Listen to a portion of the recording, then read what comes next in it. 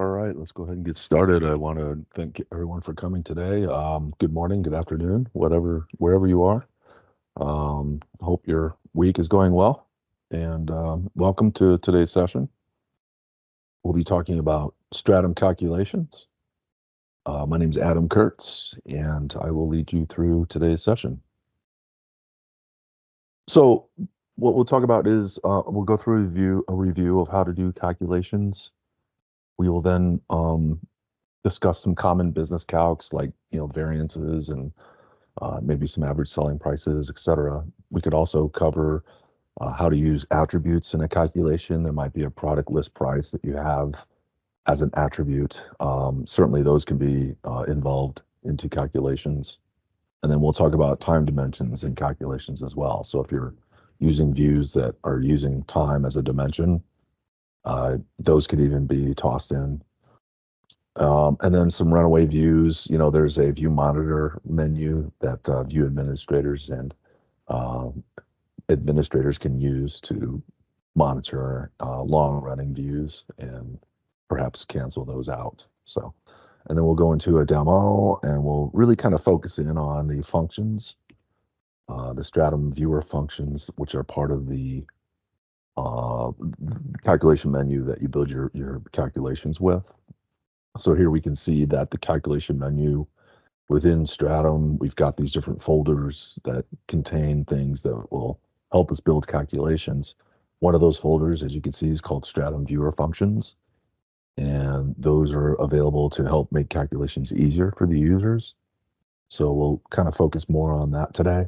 But as you can see, hierarchies, the different dimensions that are available in your view, the measure items that are available, those are contained within the folder there, where you can then access the different measures and hierarchies within that particular view and bring those in as part of the calculation as well. The other areas, as you can see, where you can format things up here on the top, you can change the caption heading of the calculation column. So as you can see, this one's called sales percent change. We're using the percent of change formula or function to do the percentage change between two measures, two columns, essentially. In the upper right-hand corner would be a percentage format. So as you can see, you can format and define the calculation in one menu, which is perfect. And then once you're done with that, you click OK, and you see the calculation. Some common business calculations we see, obviously doing some variances or a percent of change or a variance percent. So you can see not only the variance, but the context of the variance itself, which the percentage really kind of shows. Different ways to calculate that. Well, the variance is a typical subtraction. You're just basically trying to find the delta between two columns essentially of data, and that's exactly what you're seeing there. Is just one measure or column minus the other one, which would give you that variance then. So in this case, it looks like there's a time range of sales versus the same time range for last year, which is a classic business scenario. Down here on the bottom, we see that we can also use the percent of change formula or function, and then just give it the components to use for the percentage change calculation, which is basically numerator over denominator, essentially, would be the order there for that percent of change. Makes things quicker and easier, so you don't have to actually define the variance, before you start defining the percent of change or variance percentage, whatever you might call that, where you need the variance first, and then you would take the variance all over last year's time range, essentially, which would give you that percent of change. We'll go through this on the demo, and we'll see how that works. Here's an example where we're using a hierarchy attribute to incorporate that into a calculation. You can see here that I'm using a function called VAL, or I think it's short for value, which basically turns this into a numeric value so that we can use that um, as a number, essentially, so that we can multiply that against other numeric columns as well. In the later feature, we do have a way to make this numeric, so you don't have to do this any longer. And our most recent release allows for you to uh, skip this. That way you don't have to. You can at a global level, you can deem whatever attribute you want for any hierarchy. You can specify those as numeric, and I'll show you that, and we'll try to define one of these. But here we can see we're just using that to show the list price as a number. Certainly, I can add in more syntax there to multiply that against perhaps my quantities, so I can get like a list price amount, and then I can subtract that against my actuals to get a discount percentage, which would be another classic business calculation. This kind of goes into, if you're not using the latest version, this will show you some things about using list price. As you can see, we get a lot of empty cells because it treats that list price column as data, so it returns it. And as we can see, we get a lot of empty rows, which is not ideal. So if you're not on the latest release, you may have to write a syntax such as, if my sales column equals 0, then make those rows null, and then go ahead and calculate the calculation there. So in putting that in there, we can see that we get rid of the empty rows. Our row count is more reasonable, and we get something along the lines of data that makes sense, right? Instead of just a bunch of zeros and empty space. So again, if you're using the latest release, this is really not something you need to worry about. But and this only happens when you're using an attribute in the calculation. So this is something that again, if you were just to do that, it's going to return 165 rows versus we get 102. So it eliminates roughly 50 to 60 rows. And this is just demo data. In a real environment, it could be the difference between a lot of rows, 10,000, 20,000, 50,000. It could really bog you down. So this is something to keep in mind when you're using attributes in your calculations. And then there's time. There's this concept of using the time dimension in a calculation. Probably not as prevalent or as frequent, given that we've got time range available now, which makes time range is really easy to define by the user.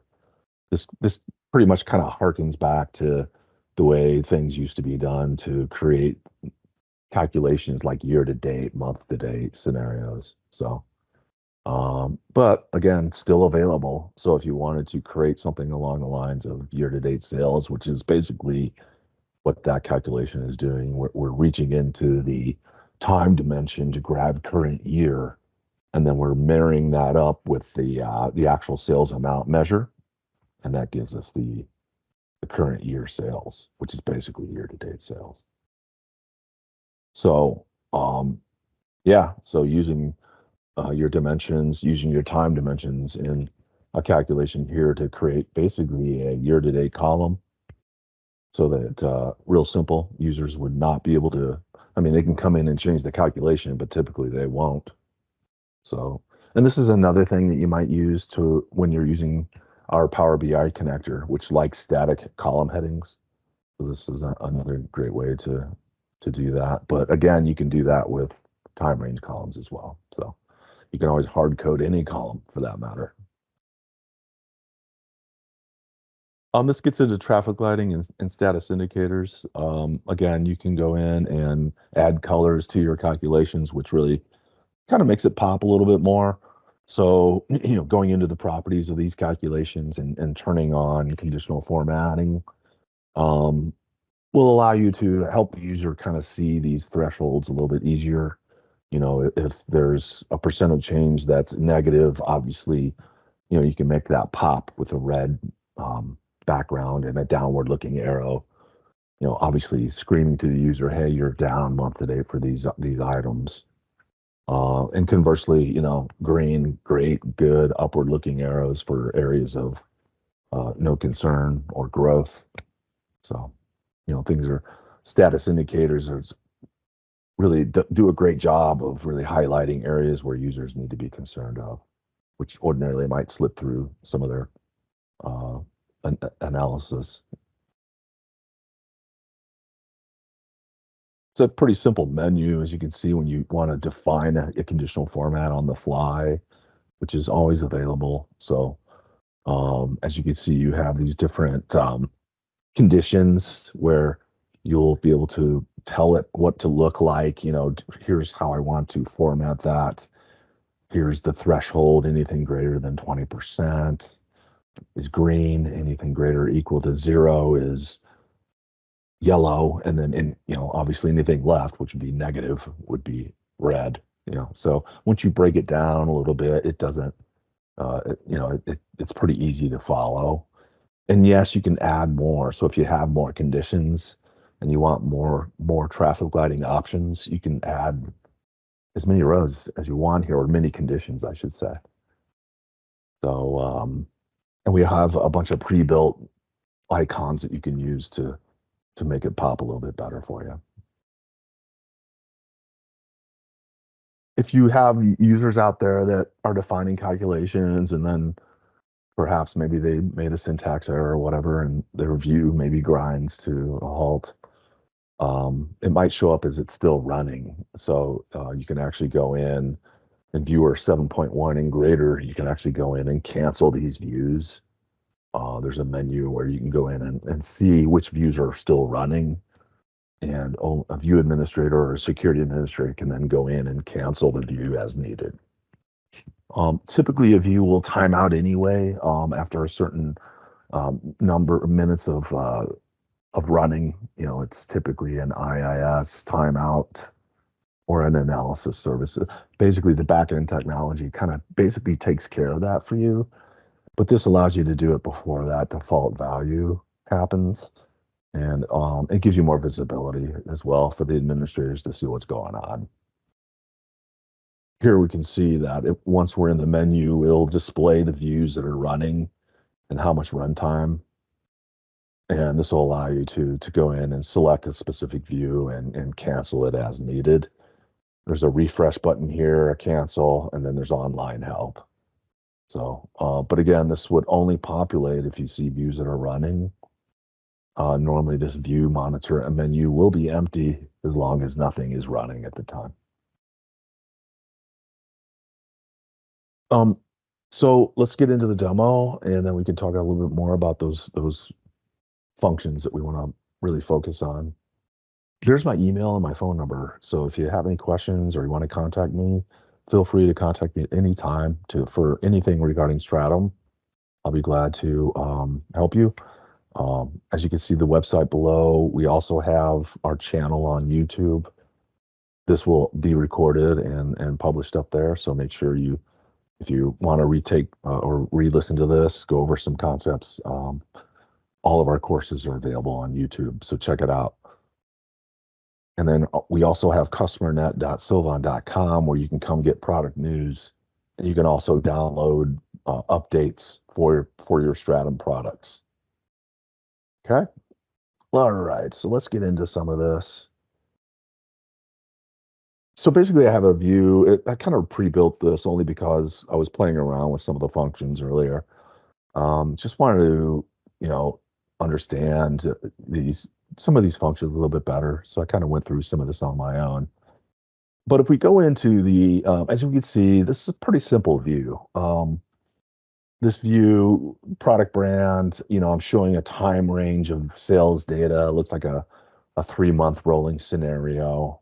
It doesn't really matter as long as it's the data that I want to analyze, right? So I've got the same time frame for last year. Obviously it says 2017, 2016, so it's a little old, but we'll pretend. So 2017, my current year, last year, 2016, we can see that we've got a cumulative percent of total, and that is on the current year.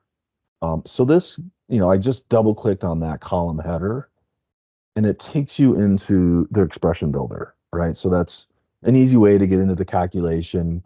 If I were to do that on a time range column, it's going to give me a different menu because it's not a calculation, right? It's basically data that we're retrieving from the database. So, and there's our time range, and sure enough, it's a 3-month rolling scenario, and we're using our base time range. So this is a dynamic view that rolls forward 3 months automatically. So that's that last year's, and then this is this year's where I can double click on that. And again, this is a time range, not a calculation. However, when I double click on any calculation, and both of these columns are calculations.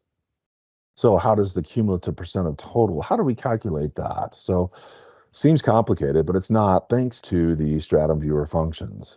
So as I expand out the functions folder, we can see that the cumulative percent of total is based on that first column, that current year column.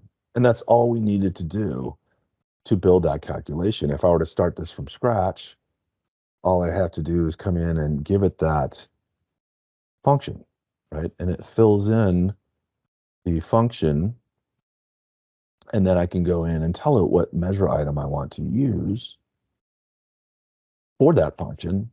And then I also have to give it a threshold, and that threshold has to be within these double quotes. So my threshold might be a zero point 0.8 semicolon and a 0.2, almost like an 80/20, but again, completely customizable. If I validate the calculation, looks like it's good. So I'm gonna go ahead and click OK. My format's already set to a percent. I've already got my cumulative percent of total there. And well, we wanted to do cumulative percent of total, didn't we? So we did the wrong one.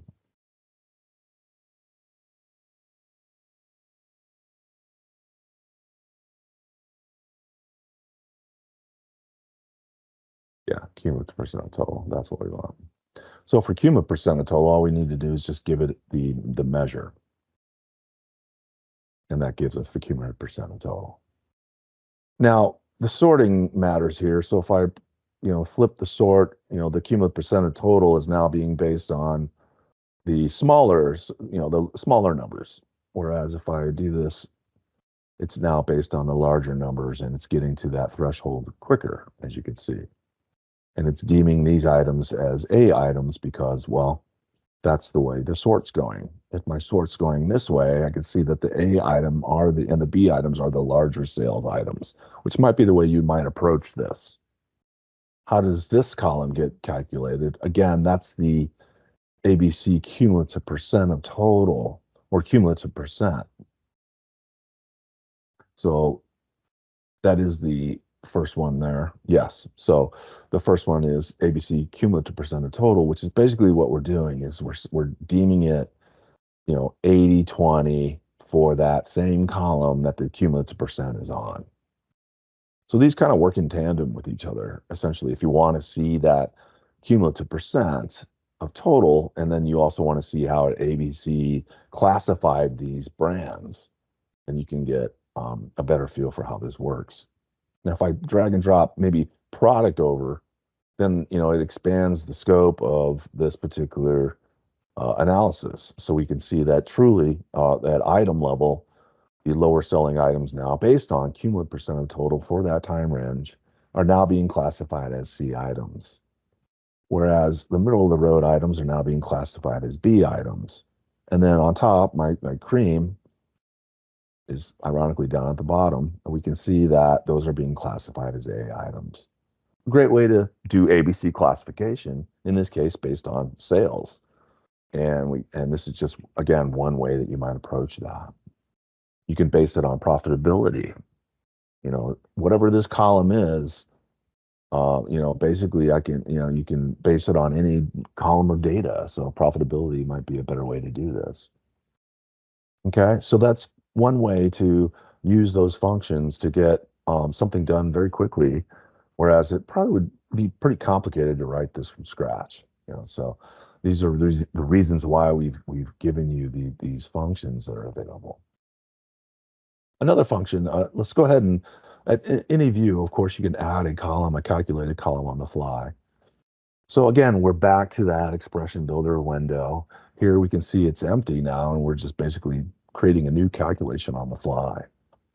So again, expanding on my Stratum viewer functions, we can see, well, we just kind of went through some of these ABC things.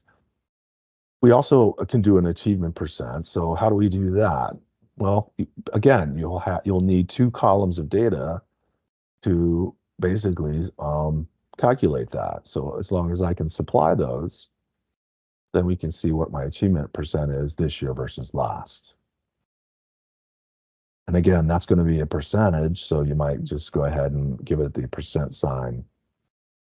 And then you can say achievement percent, or, maybe do some abbreviation in this case. And there you go. So we can see that this one is doing 130% better than, as you can see last year, or it's 130% over that number, I should say. It's probably 30% better than last year, and so on and so forth. And we can see that that is doing my achievement percent of 116, 126. So that makes sense to me. Obviously, if it's over that number of last year, then it's going to um, give me the number over 100. It looks like across the board, we're doing well, better than we did last year for those months, which is probably somewhat unrealistic. Again, being demo data, I don't see anything that's, and I could sort this, of course. We want to sort this in descending fashion. Yeah, so we see basically nothing but growth here, right? And so we can see that through the achievement percentage.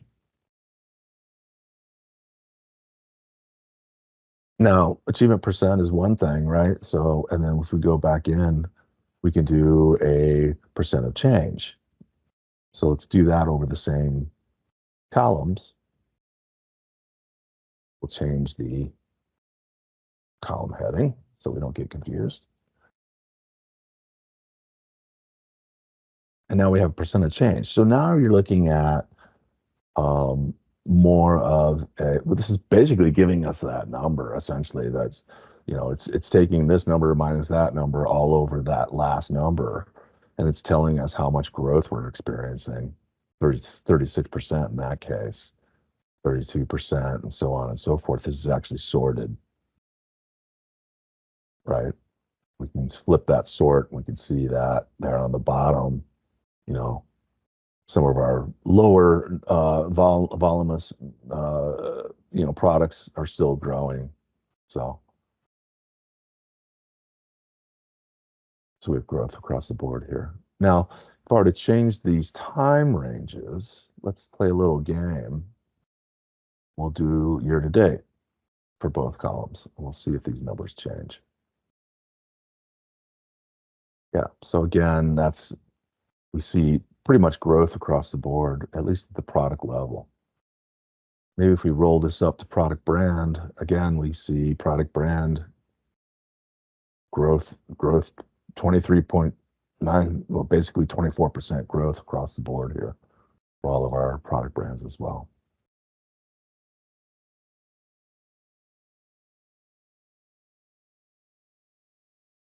Um, if I were to play a little game, and if I were to just make this January, then we could see how some of this might change, of course.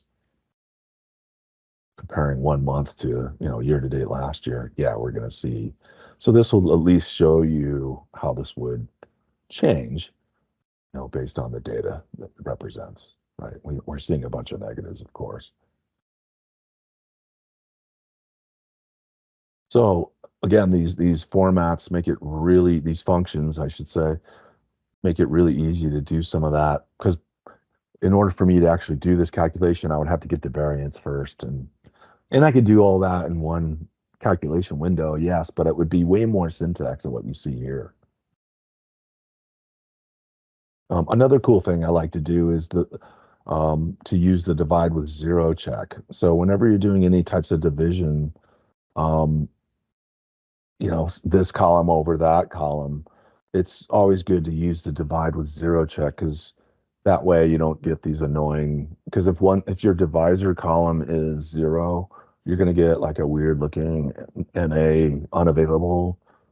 Um, so the divide with 0 check basically just assigns that as 0 as a value, as opposed to an NA or an ugly looking error, essentially. So that's the reason I like to use the divide with 0 check, and I use that a lot, of course. And then we also have a new function available called count member, and really like this one too, because I used to calculate this the old fashioned way, and it was very confusing. So here all I have to tell it is what it needs to count. Maybe I want to count my products and base that on sales, on one of my sales columns. So this will be a number actually instead of a percent, and this is product or SKU count. Okay, that.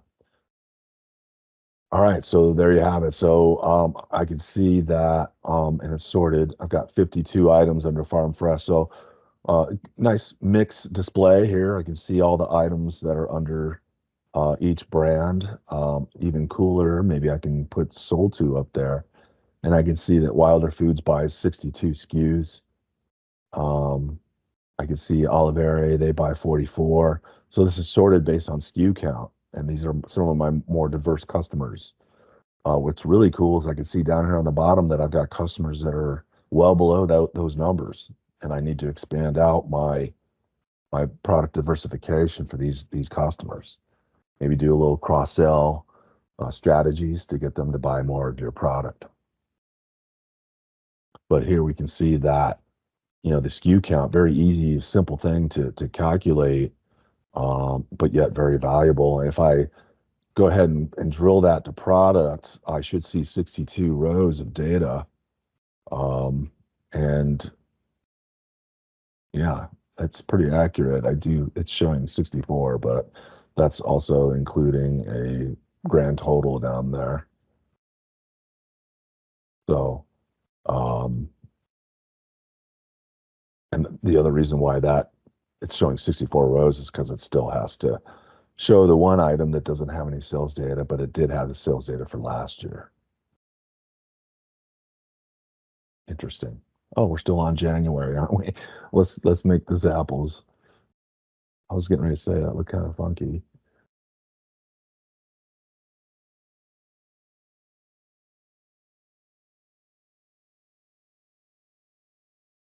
Yeah, there we go. So it's 63. Got rid of that little product there at the bottom, and it's saying 64 rows because of this grand total. So that's nailed.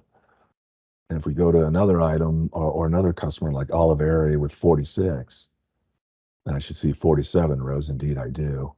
And we can see all 46 different items here that we're selling into Oliveri. So that's, I think, great. It's a really easy way um, to basically get your product counts. You can also do it based on customer.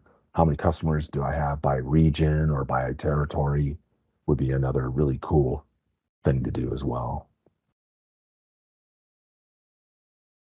And then finally, we want to look at how we can add in an attribute. So I'm going to use product and list price as my example here. So there's my list price. It's an attribute at product level. And maybe I want to calculate, you know, what the extended list price might be for my items. So I'm going to change this column to units so that I can multiply that against my list price. Okay, so now we've got units available. And so now I'm going to use my cumulative percent of total here column to do this calculation.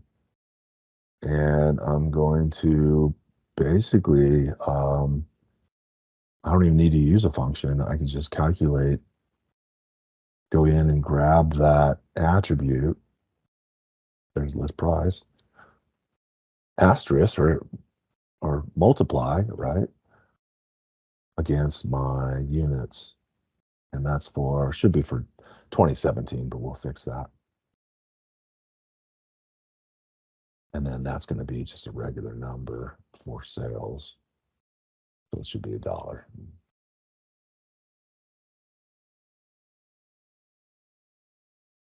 right, call this list price.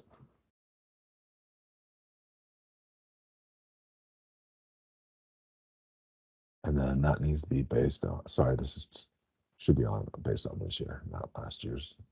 And there you have it. So there's our list price. And it worked out great. Like I said, we're using the most current version, so we don't have to worry about empty cells or empty rows. The product just does it based on the fact that this is already a numeric. If I go to properties, I right click that column header and I go to properties, I can see that my data type is already specified as a number for that attribute. And you can change it if you wanted to, but you don't because that's what a current list price is. It's a numerical value. So once you deem it as a number here, it then gets treated as a number within the view, and you can then use it in mathematical calculations. In this case, I want to calculate that against my units, and now I get a list price. If I bump that up against my actuals, then I can see the discounting that's going on, right? And I could maybe do a variance on that, right? Or a variance percent, right? Or percentage change would probably be, one way to do that. If I wanted to do that on based on those two, so basically on that and my list price. We'll see how this works out.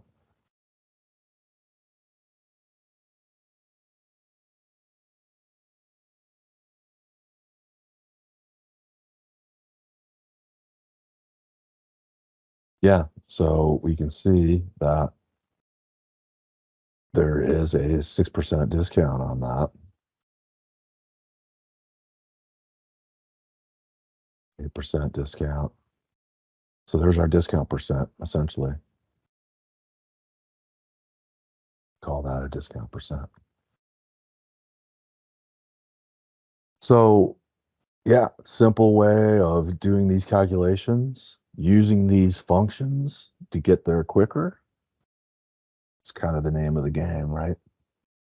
So don't forget about using the Stratum viewer functions, and they will get you there much quicker and easier without having to worry about writing so much syntax. Okay, and that's what I wanted to show you today in today's webinar. If you have any questions, please reach out to me. Again, you can contact me, adam.kurtz@sylvan.com, and would love to have a discussion with you regarding anything.